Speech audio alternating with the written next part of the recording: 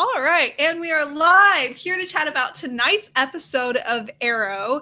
It's the 10th episode of the 6th season, and it's entitled Divided, appropriately so, because our team is now split in half. Sort of. We'll get back to that. But before we get into that, I want to introduce who I have with us tonight. Both are familiar faces, but this time you get to see both on one screen, which I just think is so cool. I have Jasmine and Jordan. You guys say hi. What's up? How you doing? I'm good, and I'm sure everybody watching is good too, because it's just so fun to have everybody here. I'm really excited. It's been a while since we've had two people on at the same time, and when we did last time, it was in two separate windows. I had sort of like two people going. It was really hard to like get everybody to talk at once, but I think this will be so much easier. So I'm going to start you guys off. Kick us off with your rating of tonight's episode on a scale from 1 to 5, 1 being like terrible, I want my money back for everything, and 5 being like a perfect episode of Arrow. I'll let you guys pick who goes first. I'm going to say a 3.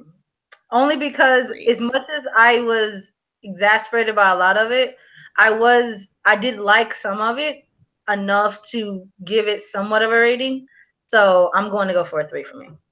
Okay. And I'd probably give it a 4. I really enjoyed this episode. In fact, it's probably my favorite of the season, with the exceptions of the Deathstroke 2-parter and Crisis on Earth X. Other than that, it might be my favorite episode of the season.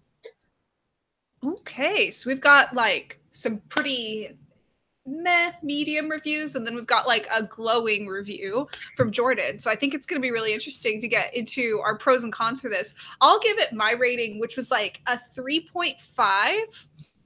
I really loved some parts of tonight's episode. And the problem that kind of kept me disjointed from it was I think some of the parts I loved were the parts that we weren't supposed to like. Like there was supposed to be some tension with the team being reduced, and I loved the team being reduced. So the parts I enjoyed, I felt like I was supposed to feel bad for enjoying them, but that kind of leads into our pros and cons. So I'm gonna toss it right back to you before I start ranting on about my pros. What were your pros? What were your highlights from tonight's episode? What sort of stuck in your mind right after watching it? Okay, I guess I'll go. So I think one of my pros could be something I think Cammy's shares, which is that I did love the highlight of the Delicity scenes. Having them work together, because I don't feel like we ever get to see as much of them as being a solid force from season 1. And then a lot of the OTA stuff was being able to say that we handled this before, we've been able to do this for so long, and then for them to be able to, and a lot of Oliver's stunts by himself was really being able to highlight what like a force to be reckoned with he has been from the beginning. Was a lot of times I do feel is downplayed because we have so many people, we have to have the camera on and so many people on the team. But like those times where he was in those where he was in that whole warehouse handling things on his own, it just really showed how dynamic of a fighter he was, which I thought it was really impressive. And while I understood they were, some of it was supposed to like give us tension, like, can he do all this by himself? It really just reminded us about how much he has been able to hold, why he's been able to hold the show on his own back for so long without always needing everybody else to just pat him on the back and be like, and have his back all the time. But at the same time, having all those OTA moments come in there, having Oliver be able to fight for him by himself and dynamically again, the cohesiveness that has always been with the OTA chemistry and with Oliver and Felicity's chemistry as well, and Felicity and Diggle's chemistry was able to be really highlighted without everyone having to like get their 2 cents in for their screen time when they were in the box, and able to show like how smart they were at the same time, because a lot of times that when we're also sharing screens with other people, we have to downplay some people's abilities, and like Felicity being able to pinpoint the fact that, hey, we have a bug here, and then how to deal with it so quickly without exposing them, and able to show how to set that trap just shows her smarts there. And then Diggle, just the fact that at the end of the episode, having Diggle get his hand back, showing that, okay, maybe we're not as hopeless as I thought. It's like, yes, they were trying to have more people, but just Diggle himself is a powerhouse, which sometimes I do believe we don't get to see it for himself, but just having him back really gives a comfort towards the team, and it makes me really look forward to how they're going to come together as an entity for the season. Absolutely. I think, and I'll get back to what Jordan's saying, but I just wanted to touch on what you said, and then some comments in the chat. Amanda agrees with you, says very true. Oliver was badass tonight. And I really think, see, I'm not somebody who just adores Oliver as a character. Sometimes he can be really hit or miss for me, but I really liked where Oliver was coming from tonight. I really understood what he was saying about he's resenting Renee for making that choice, because Renee did fully turn traitor, and that's not something you just forgive. Like, he tried to sell him out to prison away from his son in order to get back with his daughter, after Oliver was the one that started the whole process of Renee getting back with his daughter. So it just, that felt like something that was a legitimate concern that couldn't just be swept under the rug.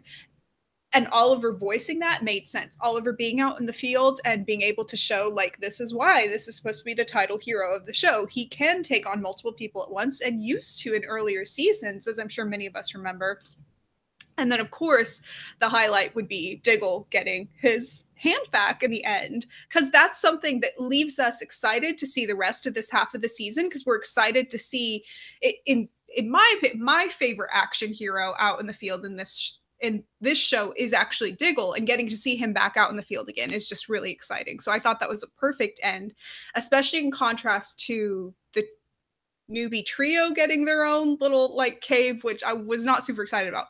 But I have a feeling Jordan's going to have a little bit more of a positive spin on that than I will. So I'm going to toss it back to Jordan. What were your highlights? Sure. Well, first of all, I've got to echo both of your sentiments on especially that Green Arrow fight scene in sort of the warehouse towards the end of the episode.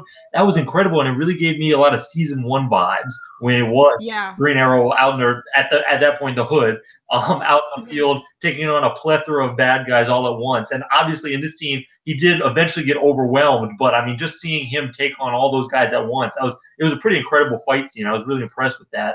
Absolutely. I'll take it back to the beginning of the episode. Another highlight for me was even before the first commercial break, we got, I think, 2 references to Huntress, which made me really excited. But I really am hoping to see her back on the show sooner rather than later. And we got a Batman reference with I think it was Bertinelli, who was saying you can put a why don't you put a signal up in the sky with the arrow on it.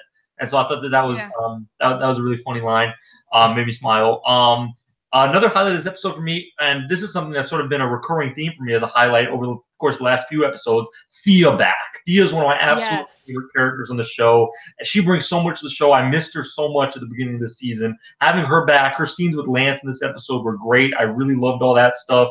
And she had one great scene with Ollie as well in this episode, and I've always liked their dynamic. So Thea was another highlight for me. Oh, yeah. And for me, I actually like some of the stuff they did with the newbies, as you alluded to, because for me, I was worried in the mid-season finale that they weren't going to let that play out, and that they were going to sort of that it wasn't going to last long enough. That I wasn't going to feel the impact of them leaving. And for me, like them getting their own bunker, I mean, that sort of indicates to me that this is going to be a storyline that they're going to really let play out. And to me, that makes me happy, because a lot of times I feel like I'll reference the Flash this season. I feel like they really rushed at the beginning of this season, bringing Barry back from the Speed Force, and that felt to me like they didn't let that play out the way it should have long enough. And I'm glad that they're letting this really have an impact, really showing the newbies have their own team, and I'm excited to see where that goes.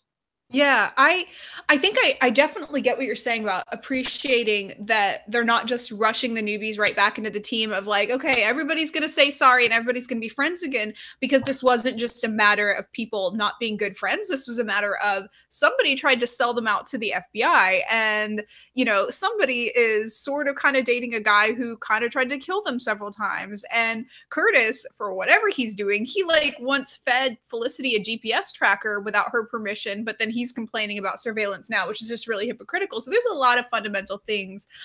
Just jumping into the chat, because echoing a lot of what you guys have been saying. Amanda says, newbies irritated me tonight. Stormy says, loved OTA, but Renee snitching to the FBI exposed the whole team, including Curtis and Dinah. That's a good point. I'm not sure why they're cool with that. And said their arrogance was over the top. Carrie says, Ollie is a bad dude by himself, but I wouldn't mind a Huntress return, at least a quick one, to avenge her uncle's death. I agree. Bruno says, newbies irritated me too. Carrie says, the Curtis cave looks dope. AK Steve says, the newbies being so mad was just stupid. Renee Renee and Dinah both screwed up too.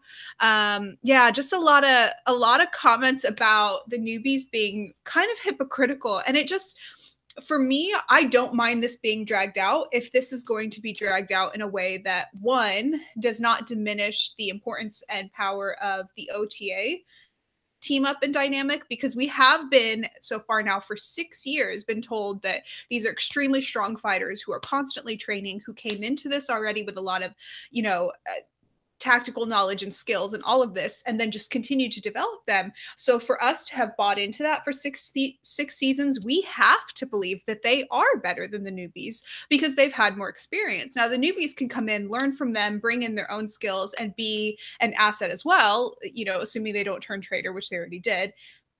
But it wouldn't make sense or honor the show if they came in and were just as good. So it's important to me, for sort of the integrity of the show, for this new team to not suddenly be like on par with the old team of like two equals that we're rooting for them to join forces. That wouldn't make sense, and that would really diminish the integrity of what the show has been trying to tell us. Giving a con in advance, because I don't necessarily know that that's what they're going to do. What are you guys thinking about that? Like, what are your cons? Is that a con for you? I would say, going into my cons, I don't have a problem with arguments, with disagreements in a show, but I do have a problem when the argument is weak, because then I'm wondering why. Then it just feels dragged out for no reason. Now, the concept of splitting new team from old team is not something that I disagree with. My con is why. Right. You touched on it a good bit. It was just like, y'all literally spy on each other y'all spy on the entire city for a living. Y'all do everything to protect each other. And a lot of the arguments that the new team Arrow had were very hypocritical, to the point where, like, why are y'all having the attitude when y'all did the betraying? We had to figure out who the mole was. So we had to spy on you like we spy on everybody in the city already to figure it out. And then I remember, I love this comment one person said about Renee. It was just like, why are you mad, Renee, that we don't trust you? Like, you were still expecting to be on the team after you were testifying against us. You were still expect to be sitting over here being invited to the company picnic when you're testifying against us? That didn't make sense. It was like, their attitude and their high horse really irked me, because Oliver had showed a lot of growth and character development, even wanting to reconcile the fact that he was right, the fact that Renee wanted his daughter at the expense of Oliver's son. And he exposed not just old original Team Arrows, but all of Team Arrow's identities. And you said, someone in the comments said he's also exposing Dinah's and Curtis's identity as well. He's exposing everybody. Why are y'all cool with this? And then he has the nerve to be upset that we don't trust you, or you're not, or the fact that we have to figure you out when you caused this. And then Dinah, on the other hand, you're literally dating somebody that we know is a known criminal who's been trying to kill us from day one, and you decide to keep that as a secret. I felt Oliver had a great character development moment, but even trying to extend the hand of forgiveness. But them like, well, we can't trust you, being like, you caused this. Which goes down to me, it just feels very weak and a lot of really sad writing. I mean, I got a lot of OTA moments outside of it because of it. But but at the same time, I don't want it at the expense of having to be exasperated half of a season, because people are so getting on their high horse for something that's not necessary. I know Arrow can be better than this. I want to reference season 3, the argument between Oliver and Felicity after he came back from the dead. And I felt that was a great character moment between those two, because it wasn't the fact that they were having a disagreement. The fact that both the disagreements were valid. At the end of the day, it was about who they were that made them not be able to be together, rather than love for each other, and made everyone feel validated, and it made every argument solid. This argument here just feels like a bunch of, either it's the writing, like, I don't want to put them back together yet, which, I mean, Jordan's happy about, because it gets time to have more weight to it. But at the same time, if you're going to give weight to an argument, at least have it be a decent argument. Right. Right. I agree. And quite frankly, I don't even need to get into my cons because they are identical to yours. So I'm gonna toss it to Jordan, but I'm gonna add a comment that I just saw in the chat that I just think is a really strong comment that ties into these cons. Carrie says, I'm wondering, what would it take to get the team back together? So I'm assuming we're supposed to be rooting for the team to get back together. I really currently am not rooting for the team to get back together, especially not everybody. I think it's time for Renee to go. I don't think he will go, but I think it's time for him to. But if we were, what would be the right way that it wouldn't turn into like a season-long con of like, I really don't want this to happen, but this is going to happen? What's the right way to get the team back together? And I'm going to start with Jordan on that one. Oh man, that is a really good question. I mean, I guess what it would come down to probably is both of the teams realizing that they can't do this on their own. They need to work together because obviously we've got what I've been referring to as basically the Arrow's version of the Legion of Doom, so the Arrow Legion of Doom.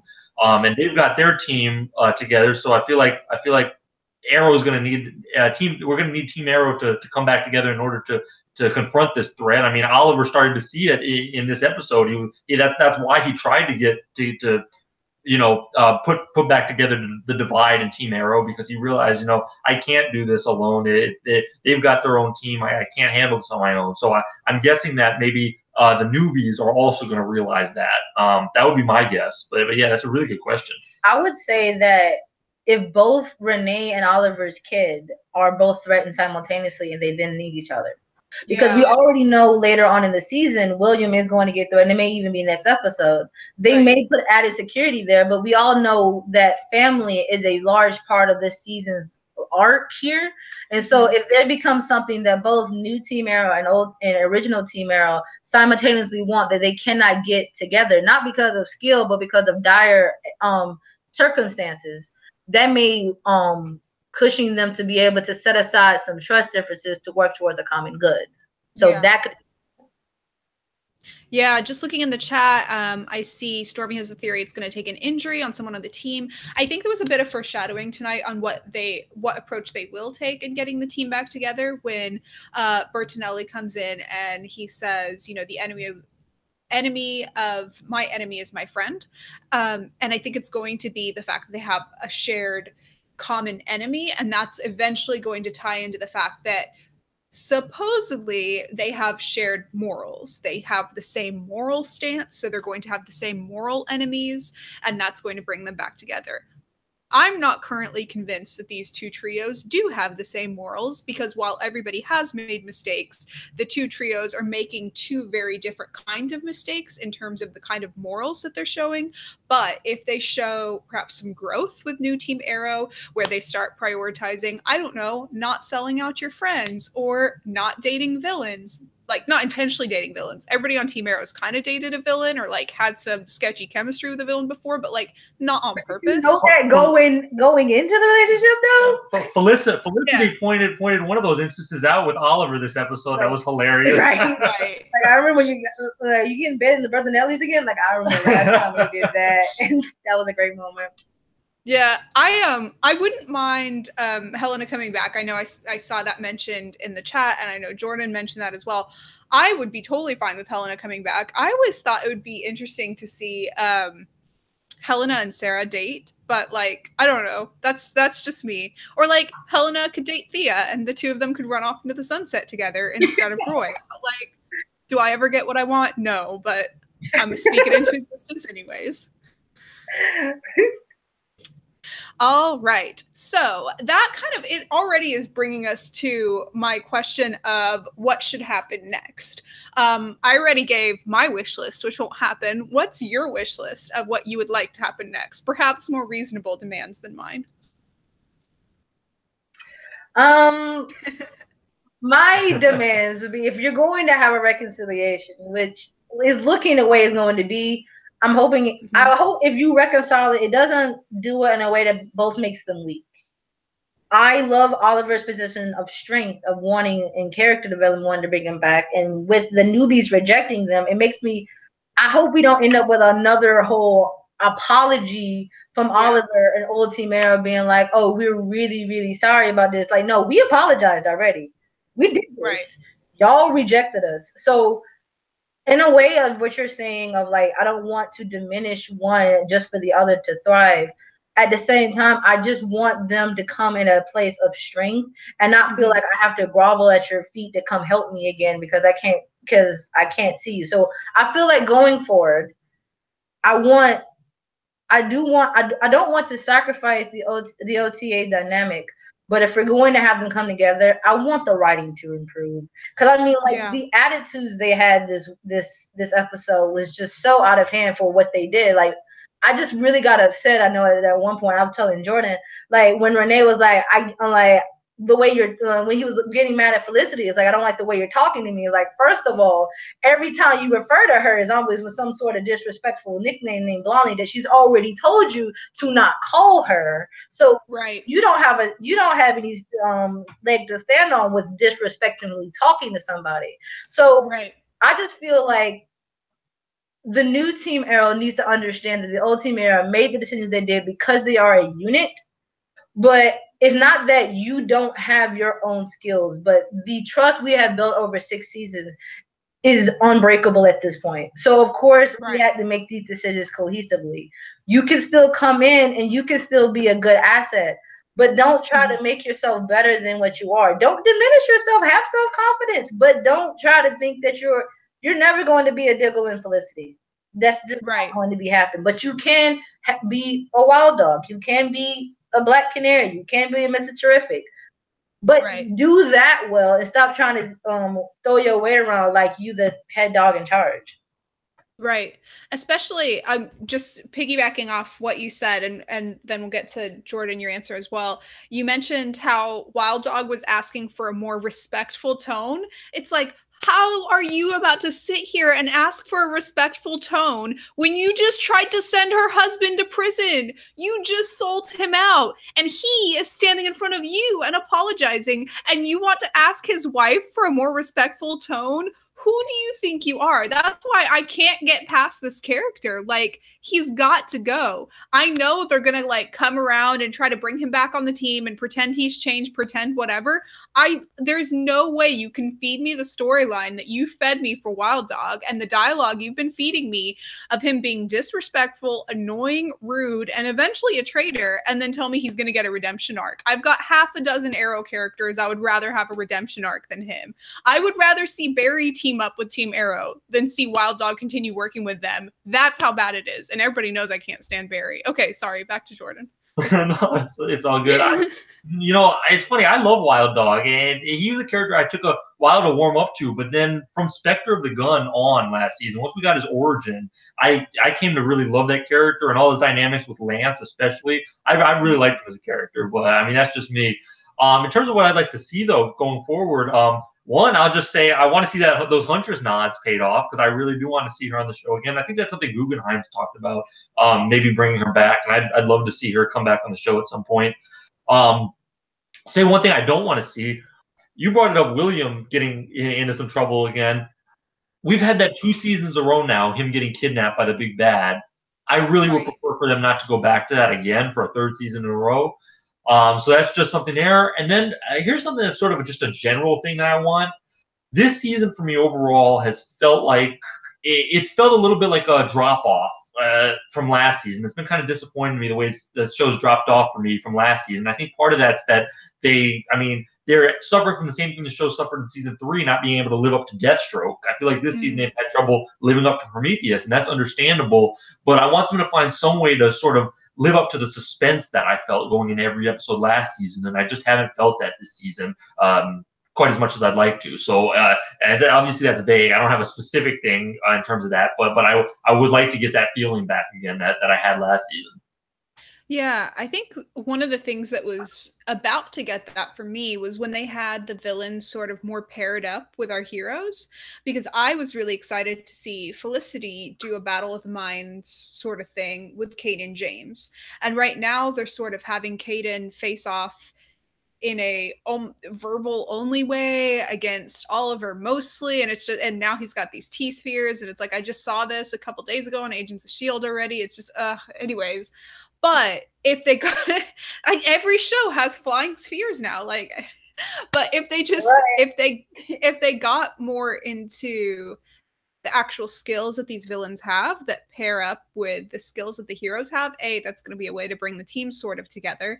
And B, I think that will bring more interest to our villains. Because right now, what I have is a whole bunch of villains standing around, and I don't have too terribly much interest in any particular one. Kaden is perhaps the strongest one, Kaden and Anatoly, I guess, but you know, I see a lot of people trying to stand around, lean against the wall and look cool. And like half the time I can't remember their names because they were in one episode facing off at one point. And it's just, that's why I'm wanting a little more. Whereas if you go back in previous seasons, we know Deathstroke, we know Prometheus, whatever. So I just want them to make a name for themselves by facing off against specific heroes. Jumping into the chat, Bruno says, I don't like Renee at all. Stormy kind of echoes that about not liking Renee calling Felicity Barbie or Blondie. Carrie says, in defense of Wild Dog, we can't, his name is Wild Dog, we can't expect a calm or cool guy. And he also throws in, he does not want to see a Black Siren redemption, echoing a comment thread that was going on in the chat during this about being a little annoyed with Lance, still kind of responding to Black Siren as if she was Laurel. Nobody in the chat wants a redemption arc for her. Fully agree. She wants her, they want her own story, her own motivations, and not for her to turn into Laurel. Big agreement there. I feel like that's, you brought up a good point of recognizing, like, you do have people who care about you who are not loyal. Like, you have another daughter. It's a little bit of the flux of being able to recognize that Sarah is alive. She's just on another show. Therefore, she can't spend as much time with her father that did just lose a daughter. When a tragedy happens in the family, you get closer in your family, but Sarah, being on her own show, has to fly off into like the time and space right now. So Lance doesn't have that much to double down on. Like when Sarah originally died, Lance doubled down on Laurel. Laurel's not dead. He has no one to double down on. I mean, now Thea is sort of bringing in that sort of dynamic for him a bit, for him to be able to bond with, which is great because Lance still needs something to do since he fired Renee. Thankfully, can't trust him either. But ultimately, so I'm glad they gave him something to do. But yeah, that is something that I think they brought a good point in. But I agree with them. Like, Laurel should stay the villain that she is. I feel like she plays a villain so much better. When she blew that kiss, did the canary cry that way? I thought that was awesome. This episode. Yes, I watched the original Birds of Prey series one time, and their Black Canary, the original on that series, she had a bit more of a subtle canary cry where she just kind of whistled, and I feel like that was a callback to that one, which I enjoyed. And I think I mentioned it to you that it reminded me of the Birds of Prey series when we were watching it. So I mean, I do. So I think I do agree. She works better with the way she acts in her persona as Black Siren than I think she will. Yeah, I think I feel the same way about Black Siren that I do about Wild Dog, which is that they can exist, but I don't want a redemption arc for them. Wild Dog, however, I know I'm going to be force-fed one. You know, like when you're trying to like feed a baby and you're like, the spoon's coming, choo choo, and they're like, I'm the baby going, that's me with the Wild Dog story. But I'll sit here and eat my food if I have to. Thank you for joining me. I know there's a million more things I could talk about tonight's episode, about what we want to see upcoming, about what we still want to rant about from the first half of the season. So if anybody watching wants to talk to you, has any questions, wants to see what else you're up to with like DC, CW, comic-y stuff, where can they find you? I am at Twitter at Prime Commander. I'm there to talk about almost anything comic book and life related anyway. So don't be afraid to shout out, find me. I'm happy to talk about it with you. Yep. Yeah, and you can find me on Twitter and Instagram at BatFanJordanB. And I have a podcast called Multiverse Musings. I'm a co-host there, and we talk about all things DC. So yeah, if you want to, you can check that out. just pretty fun. Jasmine and I have both been on that as well. And I have both of their Twitter handles in the description below or to the side, wherever YouTube puts descriptions. It's in there already. So you can go find them and tell them thank you for coming and for giving all their good comic-y thoughts on everything from tonight. And if any of you want to chat with me, I'm Cammy and Ray everywhere, every site, all the time. Come talk, and I will see everybody this same time, same place, same everything. Just looking in the chat, Carrie says all those screens and monitors make it look like I'm in the Curtis cave. I'm in the Arrow cave. I'm Team Arrow, not Team Curtis cave, but I appreciate the shout out. See everybody same time. Now the Curtis cave, for real? What now? Oh, because the Curtis cave. What? Is that what we're naming it though? Did we officially like name it the Curtis Cave? I like the Curtis Cave. Alliteration. That's nice. But like, what else would they call it? I don't even know what they would call it. I just get rid of it when they finish with it. Don't leave any fingerprints behind. It's the former Helix set, but it just has like a bunch of screen. I don't know. Yeah. I'll take Curtis Cave for now. Yeah. Okay. On that note, thank you everybody for coming. See you next week. We'll chat about next week's episode, which I think has a kidnapping, so get excited. Bye, guys.